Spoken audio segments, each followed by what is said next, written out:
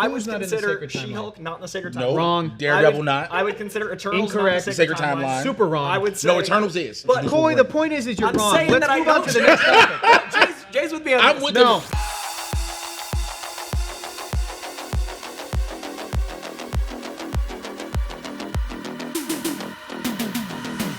Welcome back to the break room, everybody. Hey. I'm Hector Navarro. Joining me today are two of my favorite fellas, Coy Jandreau, Jay Washington.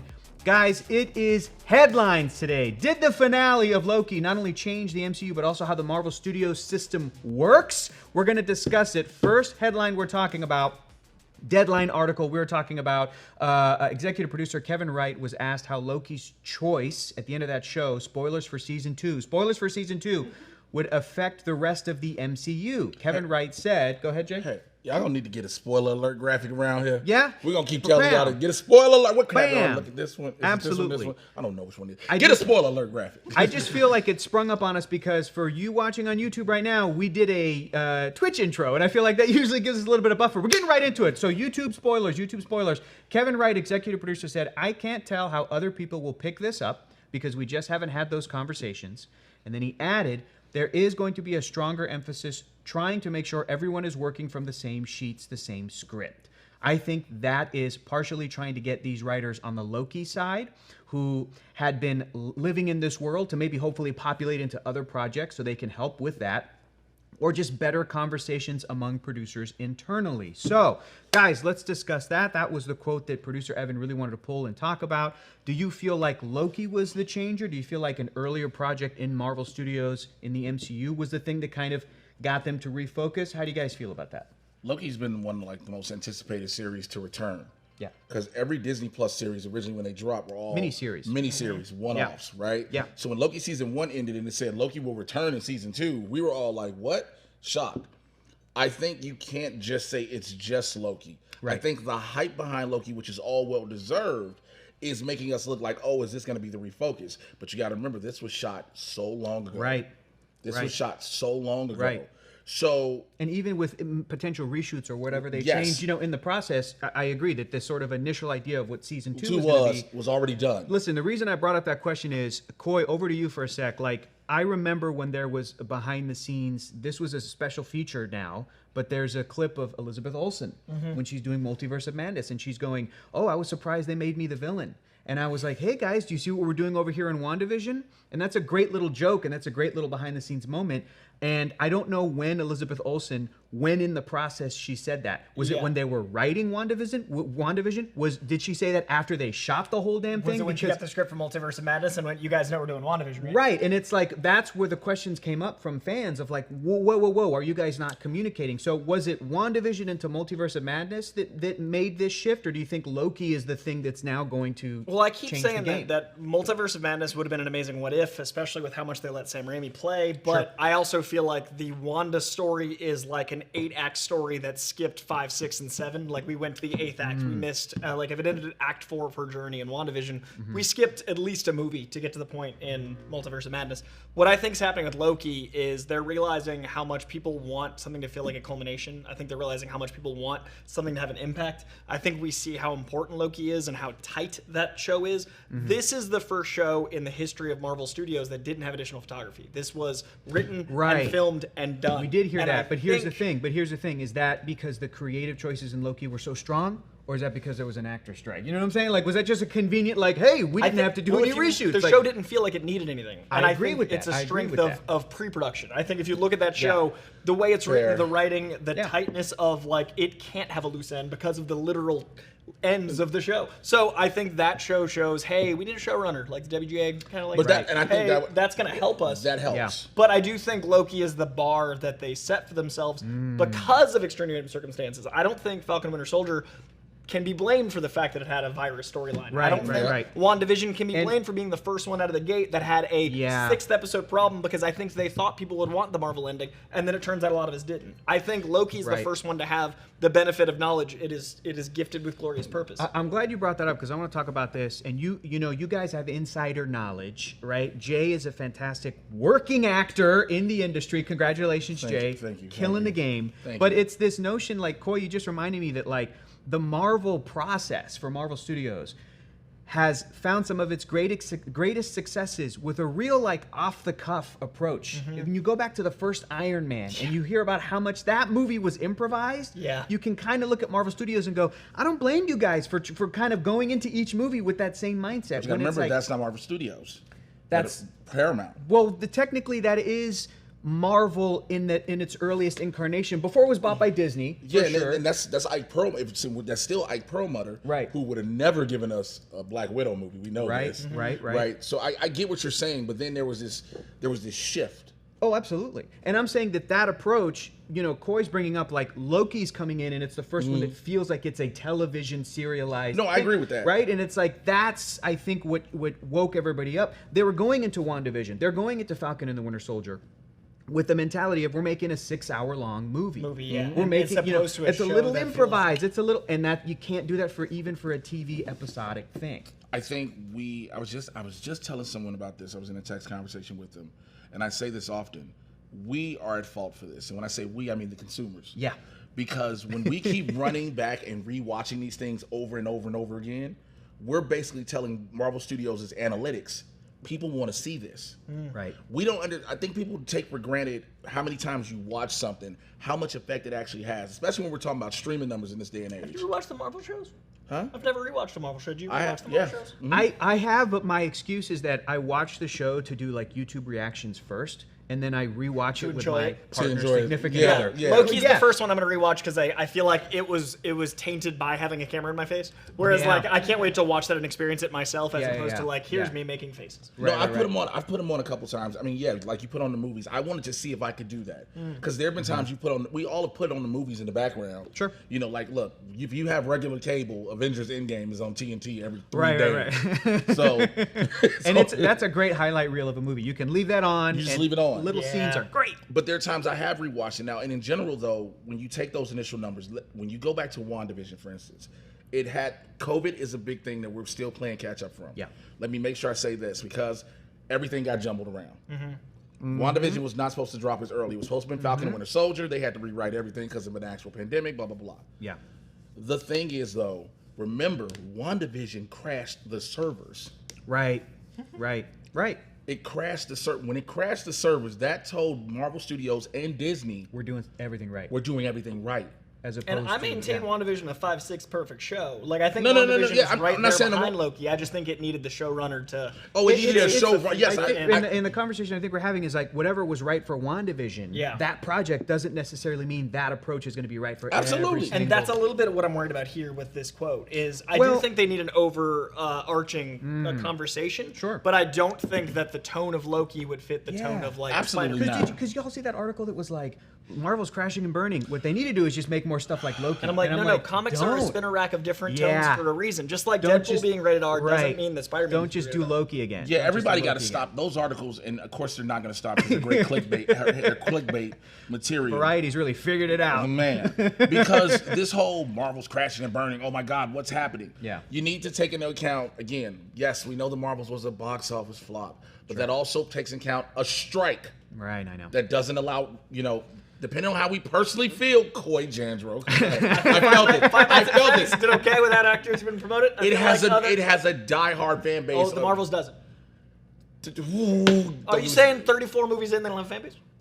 The Marvels already look. Kamala Khan's story. Successful show. Kamala Khan. No, we can do this. We can do this. Yeah, because here's the argument: if it wasn't important to actors doing promotion on big, high-profile, high-visibility places like the fucking Tonight Show, then they wouldn't be booking Iman Vellani and Tiana Paris to do those shows next week, the week. They wouldn't have done it. They would have let it go. They would have let it go. I do think it's a bogey. Like I do think it hurt them. I just don't think it would do the numbers they needed it to do, even if they were out there. Like I think that Iman Vellani is charm incarnate, and I think that would have been an extra $30 million. Let me ask you this question: what are the numbers it needed to do for you?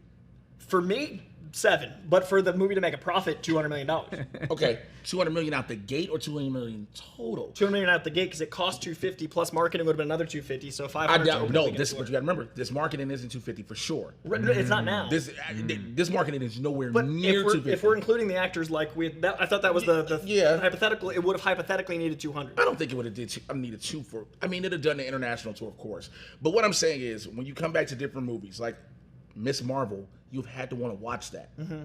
That's a Disney Plus show. It's got to. I think what I'm trying to say is we're trying to see if people are trying to see if Marvel needs to have 2 different categories, an MCU TV and an MCU film. The problem is Marvel's like, this is one giant timeline, and there's so much. They may be different, right? There's so much, and nothing is gonna. We always talk about the Marvel formula with a movie. You know what the Marvel formula is. Yeah. But when something breaks it, you're like, wait, what? And I think, Coy, I feel like I saw you having this conversation online the past couple days, where it's when like, hasn't he had this conversation? Well, should be talking to anybody online. That's if it's not you, I can't think of who else could be having this conversation. but the conversation of like, should the MCU TV Disney Plus things be introducing characters that then are going to line up into movies and you're going to need that expectation of like, did you see WandaVision? Did you see Ms. Marvel? Or should the TV shows be expanding on characters already established in the movies, kind of like what Loki did, kind of, that sort of thing, to help this like the easygoing approach for regular audiences to be like, oh, I want to go see this movie because I saw the trailer for this movie and I saw the previous movie. I think the show should act as a mini-series like comics do. Comic series, you don't have to read the mini-series, but it enhances the mainstream series if they're doing kind of it. like Falcon and Winter Soldier 100%. Did that in between the big movies. Yes. When we meet these characters, the Sam Wilson Captain America in Cap 4, I assume there'll be backstory just like the opening of the Marvels had some context. For sure. They're not going to go like, I figured it out. They're going to give us context, but I think it should enhance the origin. Yeah. But I personally think that if they've established that it's one universe, they should act like it's one universe. Therefore, the Multiverse of Madness was a big issue for me because it didn't act like it shared any DNA with WandaVision or What If, which implied it did. And going back to what this quote is, because I kind of want to pick this apart a little bit. It's Kevin Wright is the producer's name, right? He was saying that, like, I can't tell you what other people have done after our Loki because we haven't had those conversations. That seems kind of normal to me. And then he goes, there's going to be a stronger emphasis trying to make sure that everyone is working from the same sheets, the same script. I think that's partially trying to get these writers on the Loki side who have been living in this world to maybe hopefully populate. This is just an executive producer being like, I want my writers to continue to be employed. Which is nothing wrong with that. that. That feels kind of normal. I think, again, we're talking about this larger MCU story. Okay. Because this Marvel Cinematic Universe is built out to be this massive thing. Yeah. And we need these, we all are like, these pieces have to connect. Yeah. The problem is, many people are still holding on to the same formula, if you will, from phases 1, 2, and 3. Phases 1, 2, and 3 built up all of this way, right? So we got event, and then event, and then it was a roller coaster that's linear. This isn't linear. This isn't linear. And again, I have that little theory that people keep saying, why do you say that this is not linear on purpose? Yeah, I still think so. Yeah, I thought so since they basically introduced different feels after phase 3, Yeah. giving us the opportunity to go, oh, it's crazy. And then I just think people are impatient, and I also think it's impatience on top of delay. Like, I think that it's a bit of both. We would have had 2 movies next year to explain Yes. it, but now those movies are probably coming out in 2.5, 3 years. So I think that it's going to be really hard. I agree. I think going back to comparing the different phases. It's like when you had the setup in 2015 of Steve Rogers tweaking Mjolnir. Yeah. The payoff of that was only 4 years later in 2019, where he lifts Mjolnir in Endgame. When you have certain setup for movies that have come out in like 2021, 2022, with little character tags and little things, we're now 2 or so years later, going into next year, going into the year after that, and it's like, when are we going to see Hercules, Eros, the people big are also more celestial? impatient now. Very impatient. That's On top true. of it. That's true, but I do think that Marvel Studios, that's probably been my biggest frustration or biggest piece of criticism for Phase 4, and I adore Phase 4, is that they're taking so much time. And the multiverse saga is going to be 3 phases. Well, the Infinity Saga was also 3 phases. But it feels like even with a smaller, truncated, we're going to get through phases 4, 5, and 6 sooner. There's so many projects spread out that it feels as though it's taking longer to get to some of these, payoffs and things. But when I look at the rewatchability, when I rewatch Ms. Marvel and knowing that it tags the Marvels, and then I can just pop on the Marvels now that it exists and it's out in the world, I feel like that's great payoff. Because when you go back to Captain Marvel, you go to WandaVision, and Monica is pissed because Carol was gone.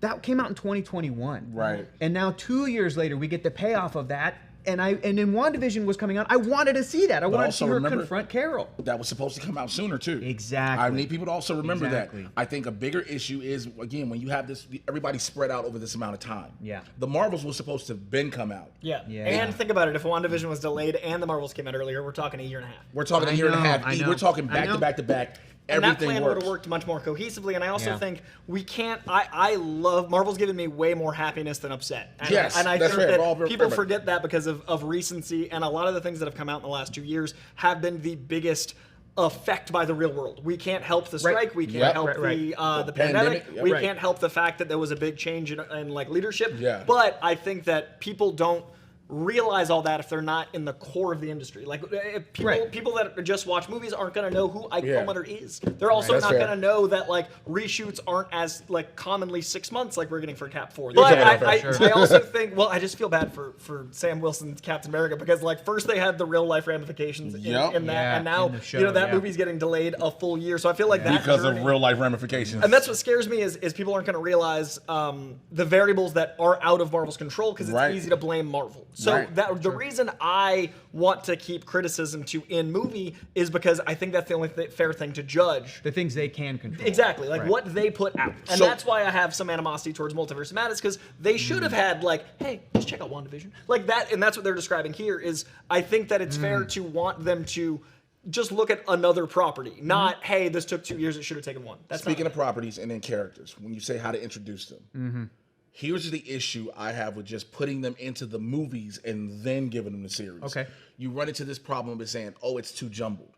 Who is this person? Who is that person? Now, yes, sometimes a quick little, hey, hi, I'm Kamala Khan. You know, like, oh, is that? And then she moves into a movie, different thing. But I think you'll have so many of those because of everybody they've tried to introduce. Right. The Phase 4 has introduced so many I know. people. I know. So many people that the only way that kind of made sense is the way that they did it. Now, was the execution flawless? Not by any means. But I think that way had to work. I know. Because, okay, you got the Eternals. You introduced 12 people in one movie. 12. 10 Eternals and some extra characters that are also cool. They're also cool. It's great. You know, so you have all these different things. You get Werewolf by Night. Credits- clean. 2 people. Yeah. 2 people. 3 Well, with man thing's a person. pardon You me. better give to you put some respect on Ted's name. Touche. Yeah. Okay. Yeah. And we know that's going into something else that they're doing. Yeah. So, and that's another thing too. Those of us who are familiar with the comic book series that these characters go to, We see the potential. we see the potential. I And we know, can't I know. unknow that. We can't go like, what is it like to not know comics? Because we just We do the data. But most people who like the majority of fans who watch us here are comic book fans, or movie fans, or TV fans. But people who just watch movies have no idea. Okay, they did a werewolf movie and this girl Elsa Bloodline. Okay, What is that? They did Moon Knight. When's did he gonna Moon pop Knight. up What is that again? doing? What's Moon Knight about? what's Moon Knight Where's about? Shang-Chi been? It's been 2 years. Yeah, you like what is Shang-Chi's all? been like the guy people are clamoring for, but he hasn't had an opportunity to come back because narratively, I don't think these fit. In He doesn't fit in anything. The only if there was one movie he would have fit in. It's only one. Which one? Quantumania. in the quantum realm. No, Because in the you think beginning. because of the rings. No. Because San Fran. San Francisco. You got to think about the geography. Geographically. Well, listen. Let's go into our next topic, which is all still related. Which is we've got news apparently that writer Michael Waldron, who did Multiverse of Madness, and I think he also worked on Loki. Right, he was like the showrunner, whatever, head writer of Head writer season season 2. 1. And he was writer. He was in 2. He was in 2 as well? well. He was in 2.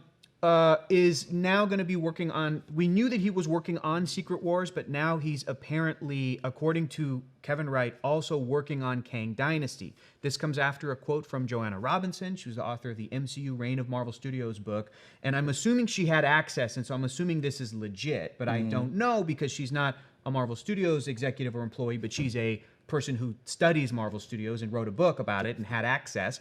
She said that Quantumania writer Jeff Loveness, who was originally writing Kang Dynasty, Avengers Kang Dynasty, has been removed. But I guess the reasoning is because Marvel is moving away from Kang. So I have 2 things I want to discuss. First is the Michael Waldron thing. Secondly, it's this notion of, is Marvel moving away from Kang? Which I feel like, I'm not trying to be a gatekeeper, comic book fans could have told you, yeah, that's the plan. That was the plan. Only because we can move to the second topic first. We can get back to Michael Waldron, but I want to talk about the second topic for a second here, which is that like entertainment, reporting, Variety and whatnot. They're saying like apparently they might bring in Doctor Doom to Secret Wars, and again, comic book fans are like, Yeah. That's the point of Secret Wars. Guys, That's the they plan. might bring the Avengers back. I don't listen. I'm not. I don't I want don't know to be. if you know this. Okay. I'm hearing. I don't want. Again, I don't want to be snobby and gatekeeping, and I don't want to like rag on entertainment reporters doing their due diligence and doing their job. But I feel as the reporting is coming out as though this is fresh, and this is because Kang isn't hitting with audiences. Where again, going back to the comic books, the original Secret Wars concept and the 2015 comic that came out revolve around Victor Von Doom. My only issue is that they're treating it as reactionary. If they phrase That's what I'm saying. That's what I'm saying. That's my issue. But that's the thing I have with the article is Okay. they had an article that spanned 3 years and they listed every single negative and then they throw in a sentence of like, but I wouldn't count them out yet, and then moved on to another negative thing. Right. So to me, the only issue isn't the fact that they're saying it; it's how they're phrasing things. That's what I'm saying. I'm agreeing with you, but the context of it is. Guys, if you even type in the word Secret Wars, Doctor Doom comes up. So it seems like they're intentionally omitting logic. But here's why, and this is from the fans' perspective, which we've heard online. All three of us have heard this. Yeah. But Kevin Feige said the big bad was going to be Kang.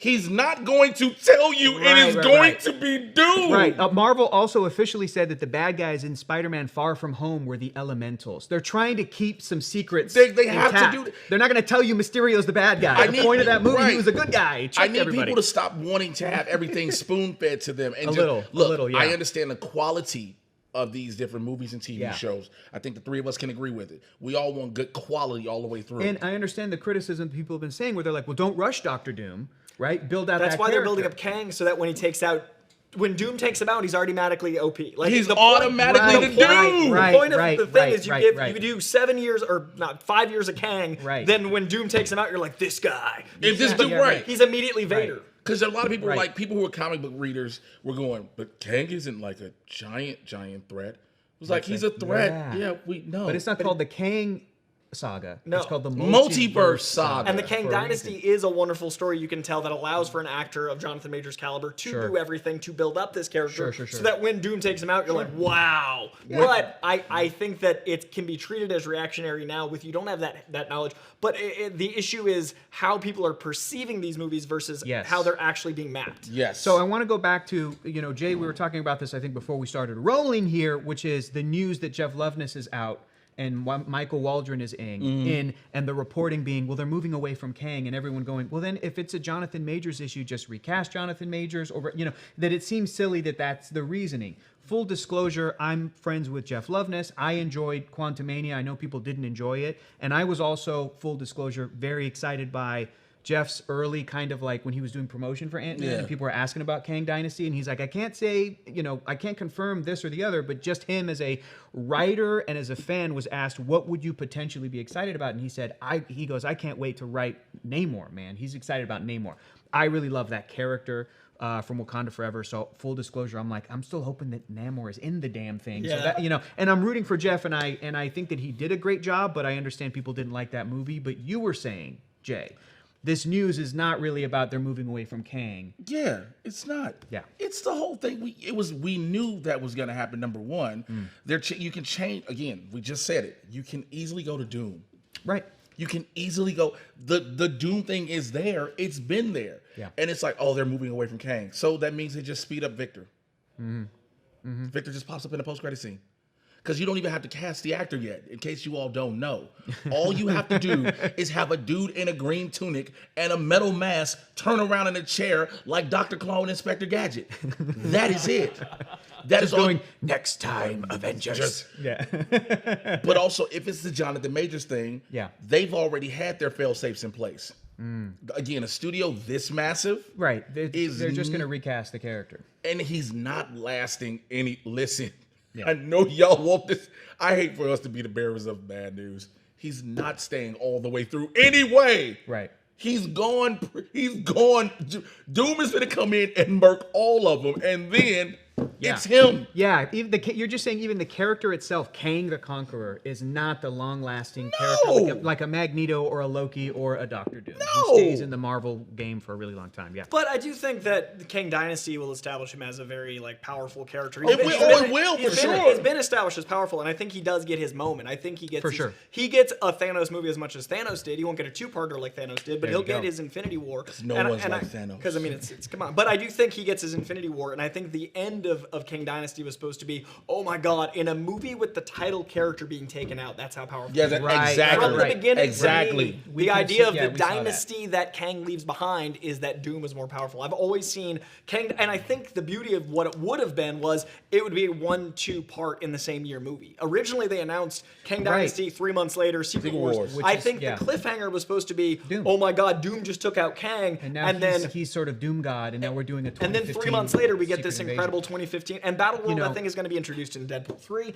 Everything is right around the corner. Right. But my concern is all of this being revealed by reading a comic and them having to pivot because of variety, because of reactionary fans, because of... I do worry that they're going to be changing stuff because of bad word of mouth. Like, Marvel's not doing as well as per... That's what happened with Star Wars, right? Last Jedi came out, and apparently the rumors are Bob Iger was like, what? People are complaining about this on Reddit?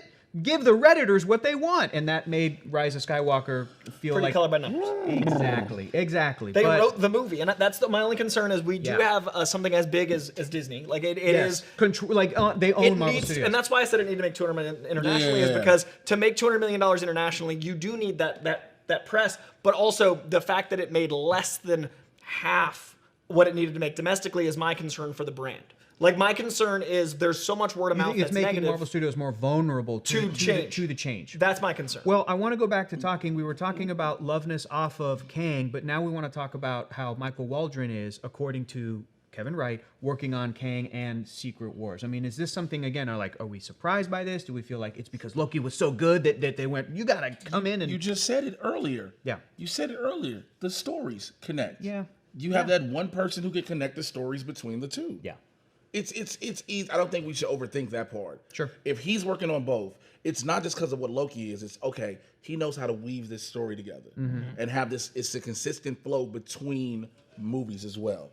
Because yes, the flow for Secret Wars is going to change a little bit. I'll just say that it's going to change. But to have Waldron starting to write on it, he can control the tone in the words. So yeah, I also think there's an element of we know too much. I think that we do know too much. Well, we do, but also we know way too. We do because we know too much as people in the industry and people that have been studying this far too deeply. But just the public knows too much because Phase 1, if you'd heard how improv-based Iron Man was, it would have been spun as negative. By Phase 3, if they had heard that they hadn't filmed the Iron Man finale until they filmed it like down the street after the premiere, everyone would have freaked out. But that said, I do think that Joss Whedon, is at DC now, and one of the things he said during Guardians was like, I wrote the Infinite... James Gunn? So sorry. I was like, what? Joss Whedon's running DC. No, he's not. It just happened. He's very much not. But we all assumed Joss Whedon because of Avengers, what had been more integral to the Infinity Gauntlet, which is where my head was. Apologies. Okay. James Gunn, we heard during Guardians press, was like, I wrote that in an afternoon about which stones and like the whole Infinity Gauntlet saga. Right. It's very improv. But it's also very much writers that we didn't realize were so attached to certain properties because their name isn't the shining beacon on it. So Michael Waldron has probably always been part of this 5-person brain trust, but because we now know too much, this is treated like a headline, whereas it's like, guys, we need to have all these people collaborate. Michael Waldron is in. Instead, it's like they all need to collaborate to make this cohesive thing. I also want to mention, too, like when I think Loki was coming out, and I did press for it, I did interviews for it, and I talked to Waldron, and I said, hey, my friend Jeff Loveness is writing Ant-Man. Like, what's the process like? Are you guys talking? Because Loki, with He Who Remains going into Quantumania.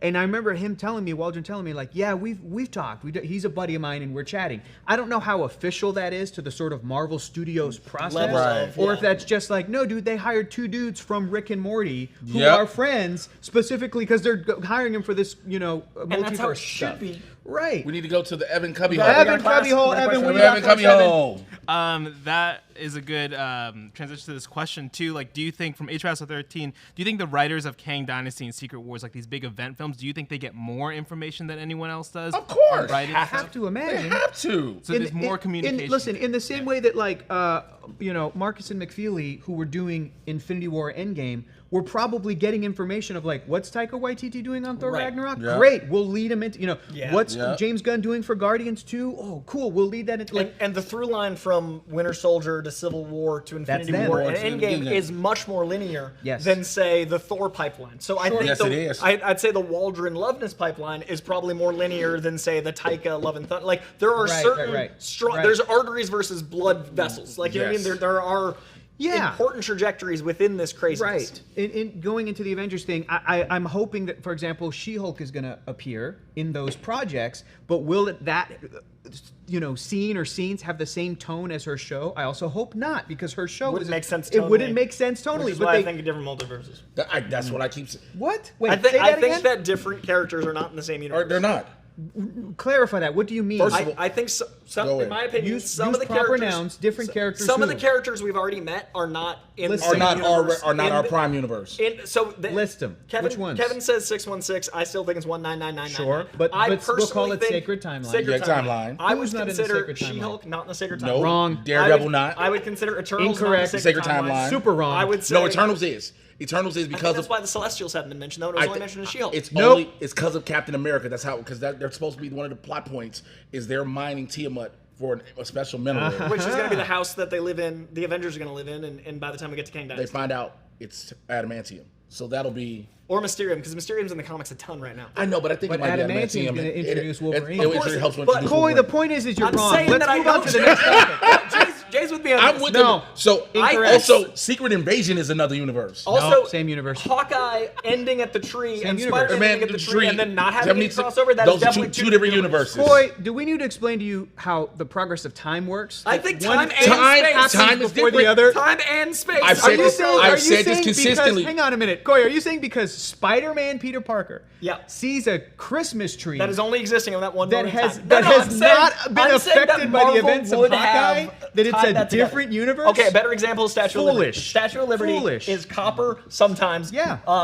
Blue or whatever, the copperization, the oxidization. Yeah, of, because it gets copperized in Spider-Man No Way Home.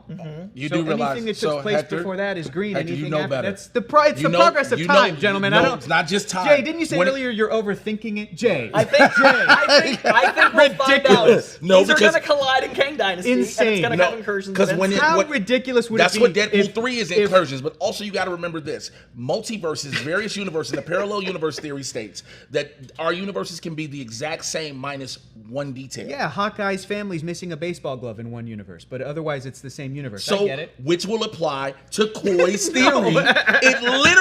You literally just did Coy's insane. theory of the Spider-Man. Hey guys, I'm Spider-Man from a universe where Hawkeye didn't happen because the Christmas tree was unaffected. I think it'll Makes just be a no visual sense. example. The visual example of Tie-in that they've been different universes since Endgame. I Guys, think let us know in the characters with that- comments how wrong Coy Thanos is. Let's move on to the that next glove was topic. snapped 4 different times. If you don't think that had an effect on things, I then think you it's It did, separated but things Rocket into different Raccoon, Yes, it universes. did. Absolutely. I think Raccoon says the effect is we've seen the biggest surge of cosmic energy we've ever But seen. that was only once. Yeah. Remember, Rocket said that after one And it- snap. and there was then he another snapped very again to get soon. rid of the stones. And then Iron Man snapped causing a lot No, of... no. Then Hulk snapped to bring everybody back. Then Tony snapped to kill Thanos. That is 4 different snaps. They broke reality. That fourth snap was a localized snap, Jay. What It the wasn't fuck? reality. It was a localized snap. Iron Man had it really control. He's like, I'm gonna do. I'm gonna do- I'm just gonna bunt it. It's just a little bunt to It the is a bunt, snap. because if he tried to swing hard, he would have been obliterated. He's a normal person. I do think it was right? a less causality, Localized. but it doesn't change the fact that that much radiation He and went through him. Have you guys ever never thought about what Tony Stark wished for when he snapped? You guys never thought about it? What do you think he possibly could have said to get the result that he got? He just wanted to get rid of Thanos and all That's this. it. And That's Thanos it. is so it's the people that Thanos is with and go back No. to. Remember, Not- even Bruce's snap was controlled. Remember, they told Yeah. him just bring everybody yep, back. absolutely. Thanos' snap was, I want to get rid of half of all life everywhere. And he can handle it sure, because sure, of sure. the deity he is. because of the deity he is. Absolutely, and he did that twice, and then Hulk did one similar but kind of Bigger than you Tony's, know. and Tony's was the smallest. Tony's That's was still localized. 2 giant, 1 medium, 1 small. Guys, you guys giant, you're getting different distracted universes. from the pack. Different universes, and we're gonna find out in Deadpool. We're gonna find out in Eternals Deadpool, is a I'm different telling you. universe. All right, well, hey, tune Look, in what the- July 6th. Also, 26th. what do you think just happened at the end of the Marvels? Monica is in another universe. Absolutely, and that's clearly stated. But everything else that happens in that movie is still sacred timelines. Yeah, right? but I'm not saying that other universes, out of the like universes- the end of the Marvels, we have met them already. I'm saying there are characters like, spoilers for the Marvels, the character we saw at the end of the Marvels is not the first character we've met outside the sacred timeline. No. Of course not. What are you So saying? we were saying the same Bro, thing. no, you're watch not. this. You're This is saying how. the movie Nope, Eternals isn't set watch in the this. MCU. Watch this. I think the movie Eternals We is all set in a seen. parallel Spoiler alert. timeline. We've seen the Marvels. Insane. If you haven't seen the Marvels, cover your goddamn ears. Here's the spoiler alert. Binary shows up at the end of the Marvels. Binary is Maria Rambeau, who is Monica's mama, who is dead. Okay, but also, what else was Maria Rambeau? She was Captain Marvel. Captain Marvel in Multiverse of Madness. So you can't, which is in another. Universe. Yeah, But that movie talks about them, so it's telling you we've been watching various universes in different times. That's what I'm saying. The Basically, ultimate the proof- universe that's in Multiverse of Madness isn't the first time we've seen another set of these folk, which is why I think S.H.I.E.L.D., in my opinion, also Eternals, but I could see that being... She's gonna come back and she'll break the fourth wall, but it's not gonna be that same tone as what it was in the MCU series. But guys, you guys know you're comic book readers. You guys know that doesn't mean it's a different universe. Because in Marvel Comics, here's the beauty of Marvel Comics. Wilson Fisk, who shows up in a Frank Miller run of Daredevil comics. Sure. Kingpin, right? In that Frank Miller in Universe Comics 616, Yes. we know as 616, is going to be the same Wilson Fisk Kingpin who shows up in a comic decades later called Moon Girl and Devil Dinosaur. That comic Yes. book is intended for children. Right. So Kingpin is not destroying men's heads in a car seat in that comic book. It makes sense, right? Right. But just because it's a different tone doesn't mean it's a different unit. It's the same universe. But I'm It's the saying setting same up stakes. universe. I think for the sake of stakes, it makes sense to set up more universes and then reveal they're different more than just the tonality. I don't think it's just tonality. Coy, you're sacrificing understandability for stakes when stakes are already high. You know, it would be Hector, so Hector. We confusing. explained Guys, Across the Spider-Man. we are So starting confusing. a riot on this desk. Speaking of, Speaking of riot, check out nerdriot.shop riot, if you will. Check out nerdriot.shop for a ton of great merch to celebrate some of the recent Marvel releases. There's a brand new Loki shirt that we're going to put up there to celebrate the finale. Show the shirt, The God of Stories, which was done by our producer, John, we've heard. Ooh. What? Wait, Yeah. He drew that? Yeah, John drew that? John? John? John Costa. John at least had the idea for it. Oh, well, never mind. okay. Well, take Like- the rest of it back. And then... Yell at someone else to make it. He outsourced. He outsourced. Steve Jobs to that shit. creative producer. Create literally. And also we got a dope, looking for those who love the kitty, we got a dope flirkin shirt. Look at that. Oh, look at the flirkins. Tentacles coming out. That's Well, cute. before they eat your whole house Looks like and they're home. eating squid. Yaunica Rambeau. What were the great. name? What did you say? Yaunica Rambeau. Don't you ever say that again. Carol Danvers. Wait. And Kamala Khan? Kamala Khan. Kamyaula Khan, I like that. I hate the both of y'all. Look, grab a team from Nerd Ride is a great way to support the Breakroom, which we love for you all to do. And you get to click the link in the description, to head over to nerdride.shop. They just caught me off guard with this. All right. Since we're talking about other universes, because we've been going through this. Speaking of other universes, this would be really telling. Daredevil. Daredevil, which is definitely a separate universe from everything else we've established so far. No, the Loki directors, Justin Benson and Aaron Moorhead, who, full disclosure, Coy, you're pals with them. Love those guys. Good dudes, good dudes. They're getting more involved with the MCU, right? Now we know that they are going to be taking over for Daredevil Born Again. And this news just came out because they're doing an interview with The Wrap. I'm assuming they're promoting Loki Season 2. They were asked about it, and they said, it is day zero. We're currently just consuming Daredevil content, not just the Netflix show, but all the possible material. We're just making our stew of information nice and thick. Speaking of thick, I'm here, guys, if you need a Barracuda for the show. Barracuda is in the comics. I'm just saying you need a... Oh! I thought you were just Metaphorically, a promoting barracuda. You were saying As an you entity. It's or a part of your body was thick like a barracuda, which is true also, you know Jay. what? But Jay, oh, you Netflix make a R-rated. I respect I mean, it's already going. Making coffee great, with... great barracuda. right. Great barracuda. So, will they be the directors that Marvel keeps investing in? We have a second topic to get into, but first topic is them just going over Daredevil stuff. What's the topic to discuss here, fellas? How do we feel about that? I think it's really smart of them to double down on creators that they've had, not just critically, but also the fan Yes. feedback from. To me, and this could just be, I mean, as the full disclosure you gave, I'm just happy for my dudes. Yeah. I'm hoping they become the Russo brothers for this next wave. I hope that they become the go-to but guys. It's interesting too because if we're talking about projects that were divisive or not as universally beloved, you guys we're talking about Thor: Love and Thunder, we're talking about Quantumania. My buddy wrote Quantumania, She-Hulk, sure, but also Moon Knight, which I really love. Moon Knight, and I know people didn't dig Moon Knight to the level. I think it had the WandaVision problem though, because I think people were really on board until the 6th episode. I think that Moon Knight had a lot going. I think too many people were too stuck on who Moon Knight is. People were googling Moon Knight and was like, "Oh, he's Batman almost." For me, and this is not a knock on the directors or the writers of the show, because I think that they all did a fantastic job, and especially the cast. I really adored Moon Knight's performances, but I think for me the biggest problem was that, and this wasn't my problem, was that the show started with Stephen Grant and then introduced Mark Spector. So I think audiences were like, who's the guy? Who's the main guy? Yeah. And I think that's a fun exercise for writers. But I'm like, but Mark Spector's the main sort of guy. He's the number. Yeah, he's the primary. It made people. I think it was difficult. But anyway. Benson and Moorhead, they're coming from Moon Knight into Loki season 2, into Daredevil. And you were saying it's great that Marvel is committing to... Yeah, I think it's smart to look at, how much people revere Loki. I think Loki is the first thing in a bit. I think Guardians had this weird thing where it was like an asterisk because it felt like the end of phase 1 through 3 again. It was like, okay, Endgame it obviously concludes the whole thing, but then Guardians was like, well, we've known these guys. Whereas I think that Loki kind of represents the phase 4 or 5, like it's the first show that everyone loved. The first season 2 is the first sequel season. So I think that Loki is the reverence is making them go like, okay, these are our guys. Plus the fact that they're a writing directing duo, they bring a lot to the table because they do, their movies are incredible and so dense, and they know how to make so much out of a very small budget. I think that the visuals we got in Loki are astronomical for what they cost compared to like, your end games. We got 6 hours of these stunning visuals. And I think that these guys make very low to mid budget, high quality that would, I can't even imagine they do a $200 million for a movie. Sure. But you got to also tone it down when we're talking Daredevil, right? Yeah. Because Daredevil is full street level. Yeah. And it's almost Hawkeye minus the loving family Christmas tone. That's actually what it is. But so now you have to tone this down so much. Loki has the mystique of the TVA, the magic with Loki and Silver, the sci-fi element. This doesn't have that. So now you have to be, for all intents and purposes, very straight-laced. But even with the introduction of like CG effects, which the Netflix show didn't really have, the way we saw Daredevil jumping around in She-Hulk. Yeah, even with that, it's very comic booky. But I think, Jay, you're right when you're saying like Daredevil is a sort of very grounded project. Going back to Benson and Moorhead, they're looking at all the Daredevil stuff.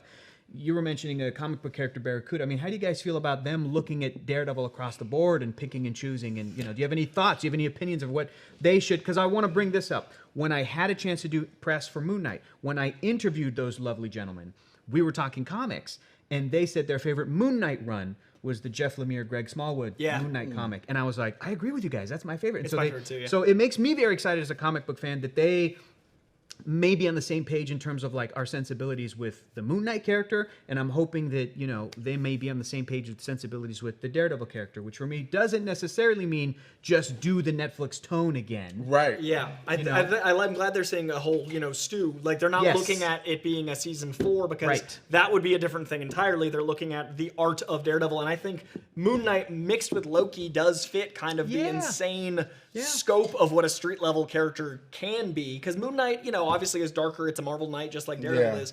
But I also think if you look at their movies, they do really great handheld practical. Like they like to be right up in there. And their effects in Moon Knight were really dope too. Right, dude. The chain, the way the suits would come on and all that, I love that. And Loki transitioning from Loki into the mythic Loki and that one walk shot. And then that silent 3 minutes that was just magic storytelling. I think Daredevil, if you give it the chance, can have those elements without sacrificing the character, but also ground him even more. But do you think now?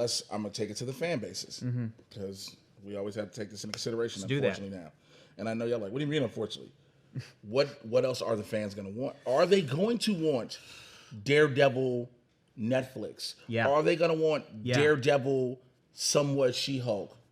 I think Mark Waid Daredevil was what She-Hulk brought. And I think Mark Waid Daredevil was what the first show was going to be, the one that got scrapped millions of dollars in. Yeah. And I think now they're going to be looking more at, hey, we made Echo TVMA. It's not out yet. We don't know how the critical reception is going to be. But the reaction to the trailer is way bigger than anything I've seen from a trailer in a while of surprise. Because people were expecting absolutely. So I would say, let's look at the show reaction to, that baby coming out. But it's tricky because that reaction to Echo, I'm not surprised that it was a really positive reaction. It's a violent, sort of gritty, every trailer, and who are going to take the time, journey over to their computer or phone and say, this looks awesome, but comic book nerd men that like that are more geared towards that kind of thing. Again, going back to, that doesn't necessarily mean what works for this character or idea is going to be the approach that they should do for everything. So I would say they're in a really tricky spot. I don't know what this first show, the Daredevil Born Again, was going to be. You said you feel like it's the Mark Waid tone. I feel like it was going to be. But then Marvel Studios got nervous and took it back. Look, like the She-Hulk Daredevil is very Mark Waid. Like that, yes, absolutely. Yes, it and, is. and I think that was the original direction. A lot of people kicked back from that. And I do think there's a vocal minority that causes a lot of that. I agree. But I also think Marvel's looking at that because of how much they're looking at the need for critical response, as well as their Rotten Tomatoes scores, as well as who's tuning in. I think they're shifting. So do you think so this is a real question to ask. Does he keep the costume? Oh, absolutely. I think we see him transition from yellow to the red and yellow that he had in She-Hulk. I don't know if this has already been explored on New Rockstars. I don't mean to be redundant, but like, does he have a different costume in Echo already? I just assumed he was in a dark red, almost.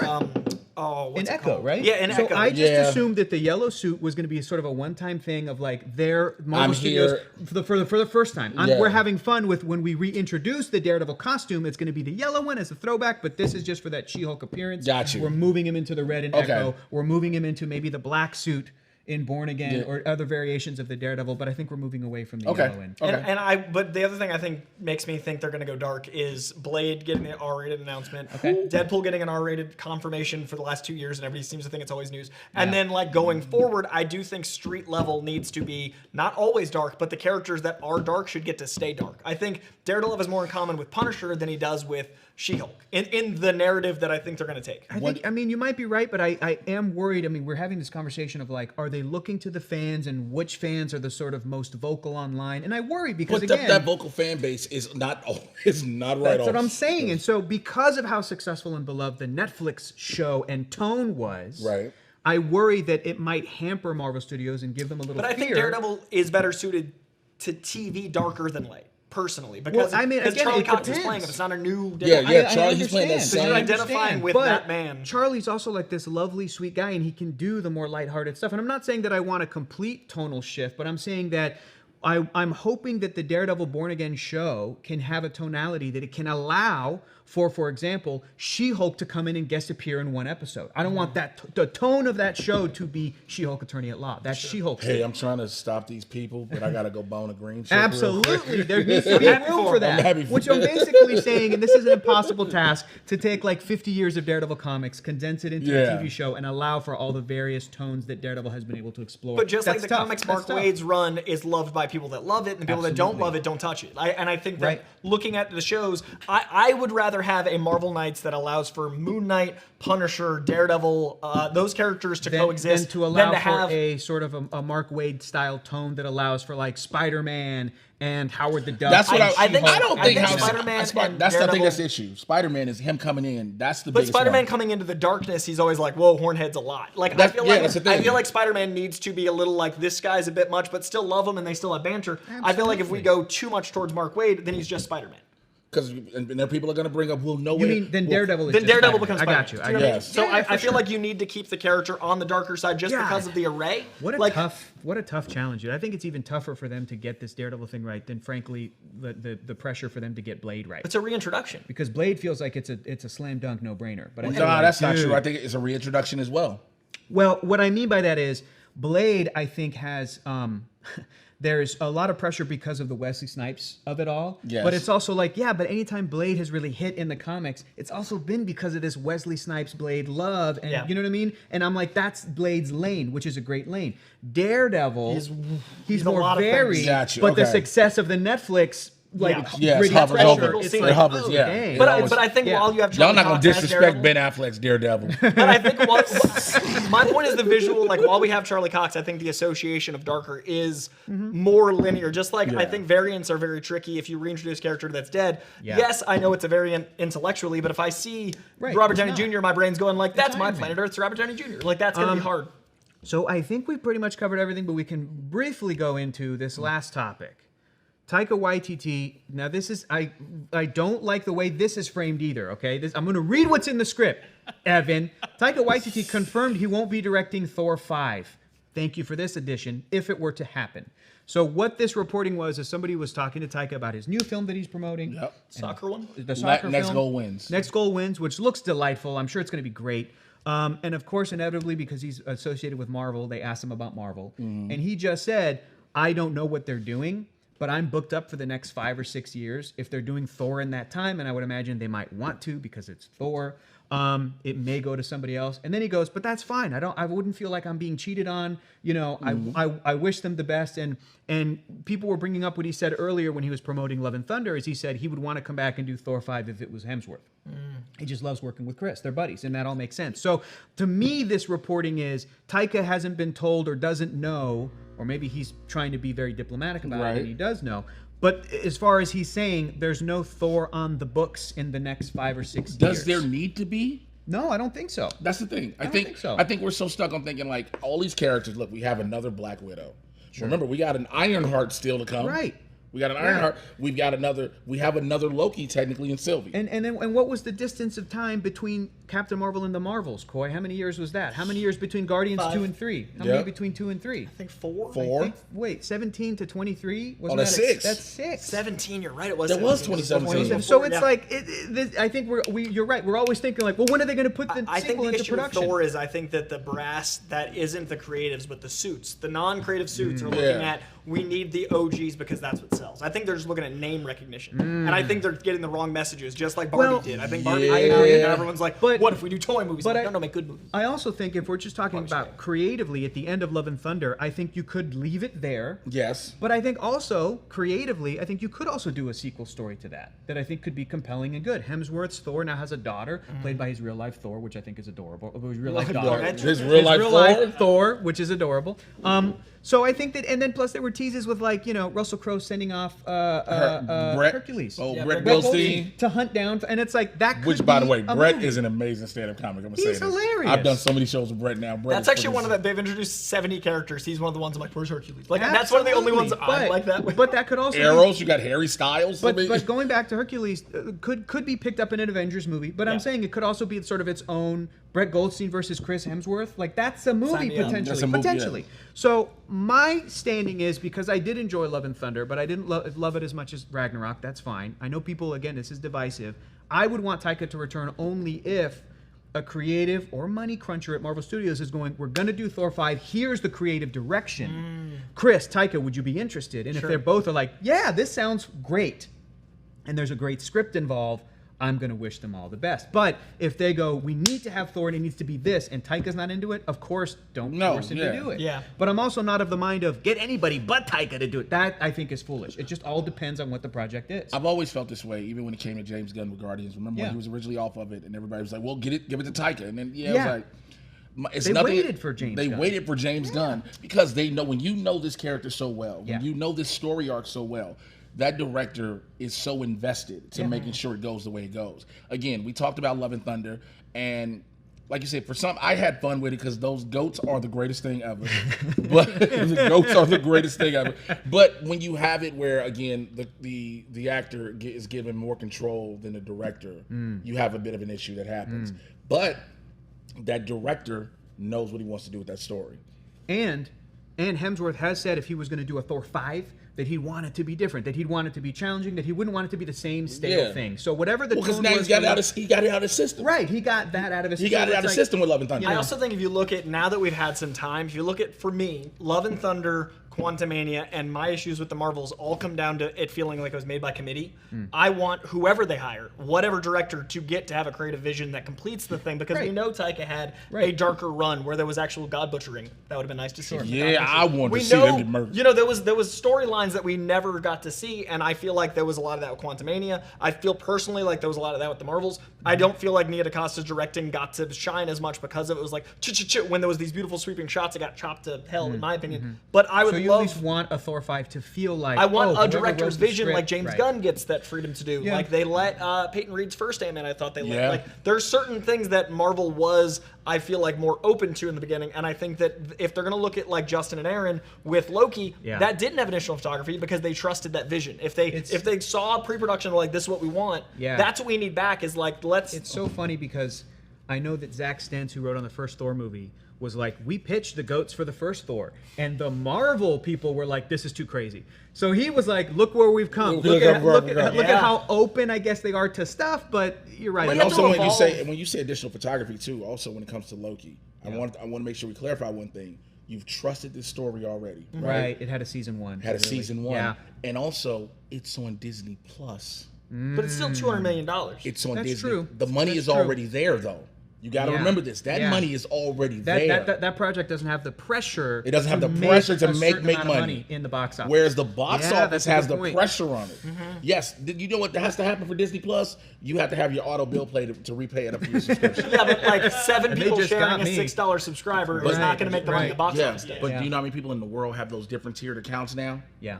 Yeah, I think it's more about lying about like back end. I think Disney Plus just says like, every it's 5 million. yeah. No, it's every Yeah. streamer. Every I'm not saying single just Disney streamer. Plus. Yeah, absolutely. But I'm saying like that does allow for some creative accounting. Like those. Absolutely. Get paid for the first. But I just think I agree with you. But I'm just saying I think when we bring up the budget when we're talking about the Disney Plus shows, there's not as much pressure. You want it to perform, absolutely. You want the numbers to go in. You want the viewership. That's why they're telling us, 11 million people viewed the finale. Right. You want these things to happen. There's not as much pressure though. But when it comes to a box office movie, you are trying to recoup that, and you're not recouping that just for yourself as a studio. You're recouping that for your financiers. You're recouping that for your stockholders. It is not about the talent either. So it's a little bit different in those. And I'm sorry, that's where my business degree kicks in. Oh, Jay's got a business degree too? Get him in the MCU. He'd make a great Barracuda. He could help with the business of how to market Daredevil Born Again. Yes. He knows what to do on the back end, on the front end. And I'm a street dude, so I can tell you how to hustle. That's right. Well, I guess that's it for us today, everybody. Make sure to subscribe to the Breakroom channel on YouTube. You're not going to find a better YouTube channel in the world. Give us a follow on Twitch where we do these videos live. Everybody, let's go ahead and plug your socials. Jay, you're now on television screens. Where can people see you? I'm probably on your TV screen right now in this Ford Imprint commercial. Check that out. That thing's been airing like crazy. I just wish I got paid like crazy. But also check me out in HBO Max's Rap Shit Season 2, Episode 2. I'm there. But also you can check me out on different comedy stages around Los Angeles and around the country. I'm coming to 2024. I'm going a whole bunch of places. Mr. J Washington, MRJAY. You should know how to spell Washington, and the Black Boy Content Club podcast. Coy Jandreau has been killing it. He just hosted the American Western movie premiere for Godzilla -1. It's incredible, man. -1 is so special. Can't so, wait. Yeah. Coy, what's next on the docket for you? I've got a bunch of cons coming next year, so I'm going to be traveling all over the place too. You can find me on those stages, not slinging jokes, but slinging questions. I'm doing a MegaCon in February out in Florida. Nice. Probably see you there. Any confirmed guests yet? Not yet. I think now that the strike's over, it's going to be. Oh, it's going to be It's going to be nice. Ooh, So very nice. I'll be out there, but I'll be at a bunch of places next year. I'm really excited for cons next year now that conversations with The Office won't be about that workplace comedy, and I can say The Office. So you can find me everywhere, and at Coy Jandreau, TikTok, YouTube, Twitter, far too much on Twitter, and at comic stores. I'm going to try to actually go to local comic stores at every con I go to. Nice. So I'm going to announce which ones we're going to and get local recs, because I want to hit more like local comic shops. Nice. And you can be following Coy and be caught up on all of his traveling, so you can come up to him and be like, Eternals in the different universe? Really? I was waiting for that to come back. Have I was that waiting for the conversation last with bit of Coy. sass. Have that conversation with Coy. I love it. All right, thank you guys so much. And now we're going to toss to Evan for Breakroom and live show plug. Evan, take it away. Follow us at Breakroom NR on Twitch, Instagram, and Twitter/X. And check out tickets for the live show. Link in the description this Thursday in Los Angeles. But ladies and gentlemen, that's it, y'all. We out of here, Twitch. We will holler at y'all next time. Let us, Gators.